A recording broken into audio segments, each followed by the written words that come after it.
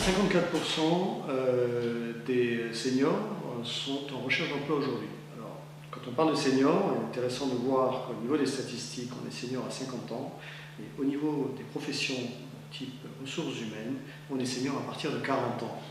Alors là, ça pose de véritables questions quant au gaspillage, véritable gaspillage d'une force productive qui est celle de ces personnes qui se trouvent quelque part exclues du système productif à des âges où justement on est extrêmement productif. Moi je pense qu'il est quelque part assez dur, assez scandaleux de voir que l'on passe aussi facilement par pertes et profits des personnes qui ont une telle expérience, qui ont une telle capacité en pleine fleur de l'âge à pouvoir diriger des entreprises ou à pouvoir tout simplement constituer une force productive de haute performance et de haute gamme lorsque l'on considère notre pays. Il est intéressant aussi de voir que ces gens-là ont entre 20 et 30 ans d'expérience et qu'au bout de 20 et 30 ans d'expérience, eh bien, on les remercie. Il faut savoir tout simplement que 30 ans, c'est exactement le temps d'une génération, ce qui est beaucoup. Mais c'est également surtout le temps d'une génération pour qu'un pays décline, pour qu'un pays émerge, ou pour qu'il se ressaisisse. Et les personnes dont on parle, c'est pratiquement plus d'1 700 000 personnes qui se retrouvent, j'allais dire, sur le carreau. Voilà.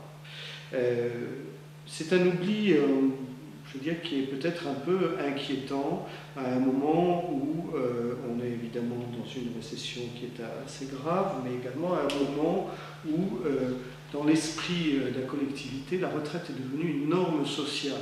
Tout le monde en parle, y compris les jeunes.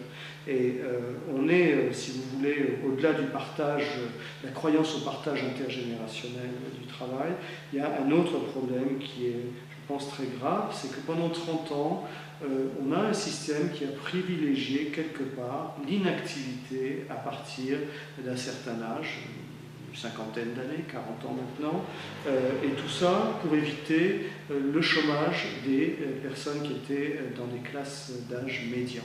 En réalité, la situation est un peu différente aujourd'hui parce que les 16-25 ans représentent 24 à 25% des demandeurs d'emploi, donc on peut considérer que quelque part on n'a pas réussi à les faire entrer dans le système de l'emploi, le système productif.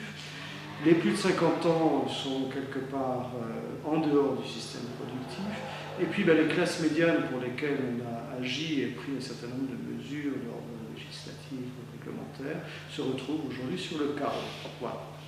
Alors comment considérer ça à un moment où quelque part on a une image tout à fait dévoyée de ces classes d'âge-là. Il suffit d'ouvrir la presse, de regarder n'importe quel média, dans l'inconscient collectif qui est puissamment relayé par les médias. On parle de dépendance, on parle de deuxième, troisième, quatrième âge, on parle d'assistance, on parle de loisirs, on parle de prévention, etc. Alors qu'on devrait parler de système productif, qu'on devrait parler d'entrepreneuriat.